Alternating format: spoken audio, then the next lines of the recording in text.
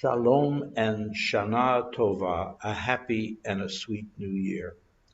I'm Rabbi Neil Rose. I'm one of the chaplains with Jewish Family Services. I'm here with you today to bring you a brief teaching reflection on the high holidays. I truly wish I could be with you in person, but I hope this will make you feel like I'm right there with you, or as close as the wonder of Zoom can get us. So I wanted to reflect with you and share with you the sounds of the shofar and some of the stories that I particularly love and have added real religious and spiritual significance to my life, particularly at this time of year. So I'm you. This is a shofar. Now, originally, the shofar, like the old style military bugle, was used as a way of communicating all kinds of things, not the least of which were strategies for conducting war. But they were also used in ceremonies, particularly in the ceremony of the coronation of the king. And much of the liturgy, the prayers of Rosh Hashanah, use the word melech, as in the long chant, HaMelech Yoshev al Kisei Ram V'Nisa, which translated roughly means that the king is ascending the throne. And in those days, when kings were kings and queens were queens, well, they were very powerful people, uh, as they ascended the throne and just took the seat, the shofar or something like it would be sounded.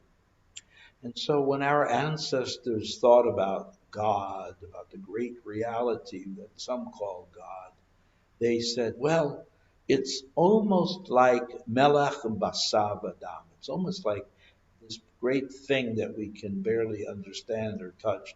It's something like the power and the majesty of a king.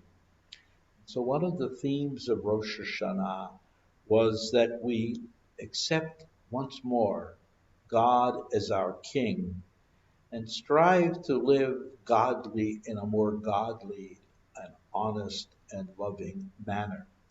So the shofar is a kind of symbol, on the one hand, of calling out to us, but it also is a way of saying, hey, you need to pay some attention to what is your highest or your most godly values, and are you living by them? So the sound of the shofar, in a way, says to us, let's look inside, or let's look at the way we behave and see if it really fits, if this is really our kingly, godly self that we're really living with and being. So the shofar uh, comes from an animal, the horns of the animal. They come in different sizes. This is a big fellow. And I often do this with kids. I'll go like this, right, to show them that what it looks like. Uh, Now, they come in smaller sizes, and so there's this fellow here. That's actually my favorite. I don't know if you can tell, but this one is rough. It's not smooth. And the reason it is not smooth is this is the original covering. They didn't polish it up. They left it. It's one of the reasons that I so much like it. Okay. Now, obviously, as I show the kids, I go like this, where they all get a big kick at it. So this was a different kind of animal. Now, the sounds. Imagine a long line, right? That long line it sounds, it's something like this.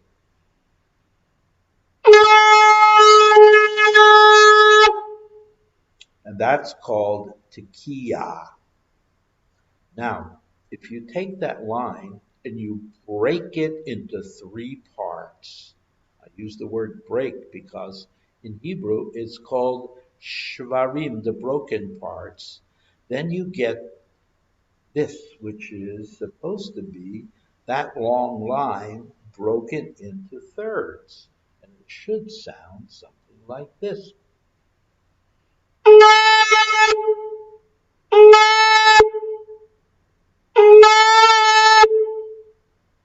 Now, after that, those thirds are broken into tiny little pieces, which are called trua.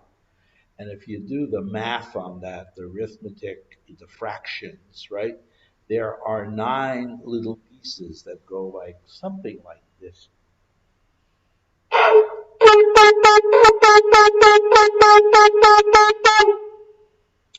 Now, that gives us, if I do it right, which I don't always do, right?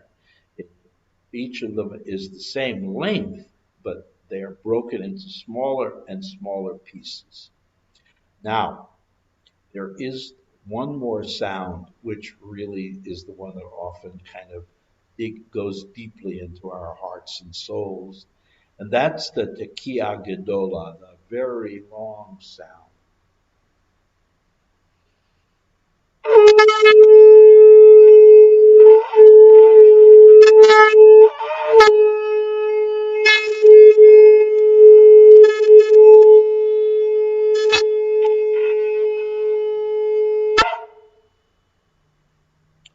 What does it all mean?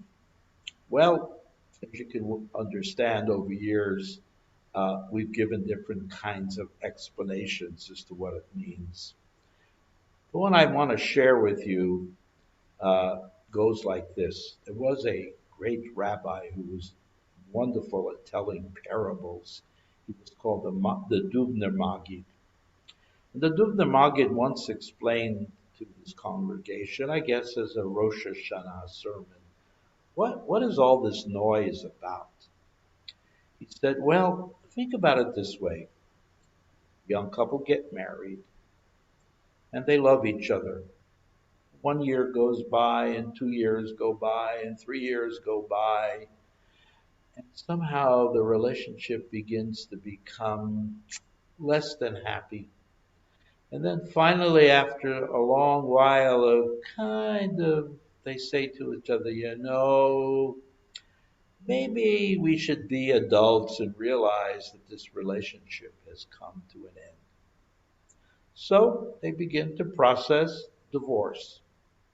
But one day they happen to be out someplace and they hear the music that they danced to at their wedding. All of a sudden that love comes flowing back and they look at each other as they looked at each other when they danced at their wedding. And their dreams of what they wanted come back to them.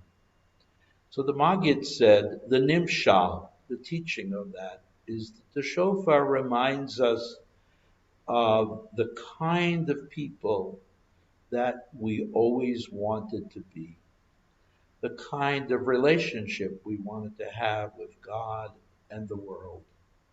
So the Shofar is, I guess, a call to remember our deeper and most profound, loving and caring selves. Now, some of you may wonder, can this guy blow the big shofar? Well, I'm not sure I can do that, so I may need your help here. So I'm going to ask you if you can. I don't know if you can see the whole thing. Let me see if I can get it on the screen. It's quite big. Let's see if what I'd like to do, and I know it's a little hard, if you take a deep breath, maybe you can help me get a sound out of this. Let's see. I don't guarantee.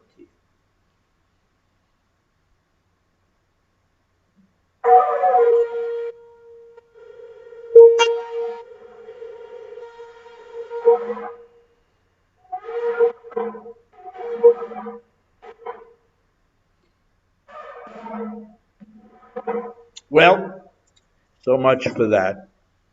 But I want to end with a story, not about a little shofar, and not even about a big shofar, but about a whistle. A And the story, I think, is very important, particularly since most of us will not be able to be at services. And this story may help you. This is a penny whistle.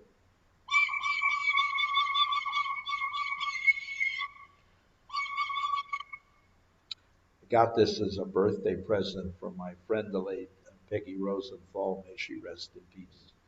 But the story I want to tell you is told to us in the name of the founder of Hasidism, the Baal Shem Tov.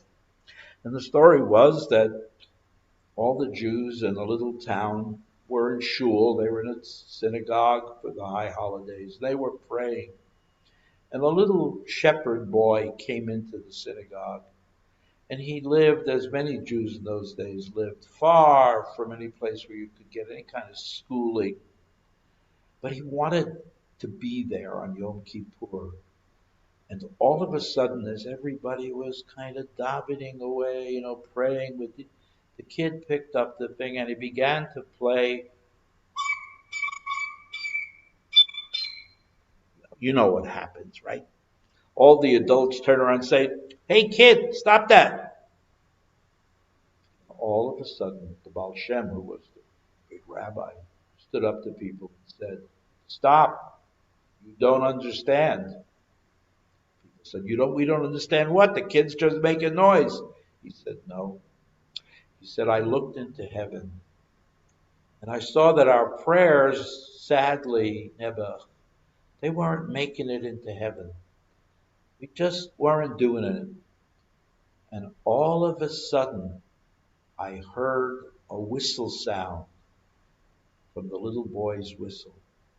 His heart was so full of love and desire to connect with God that the sounds just took our somewhat lazy prayers and brought them right to God."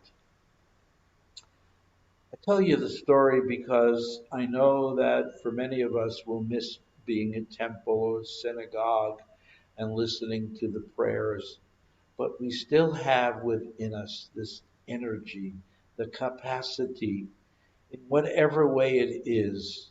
We have our own kind of personal whistle, which will be able to lift our prayers such that they reach the mind and the heart of God.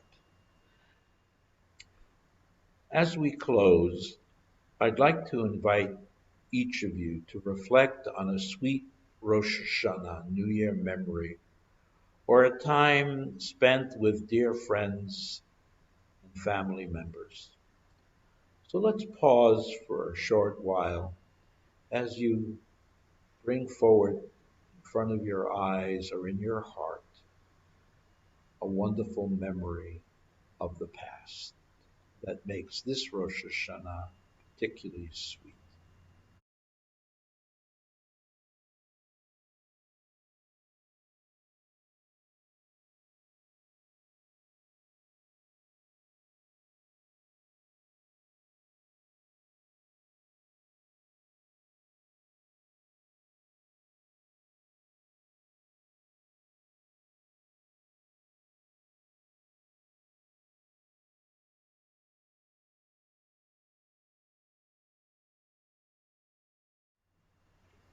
Thank you. On behalf of the entire staff of Jewish Family Services, I wish you and your loved ones a new year filled with health, happiness, blessing, and most of all, with shalom, with peace. Shana Tova.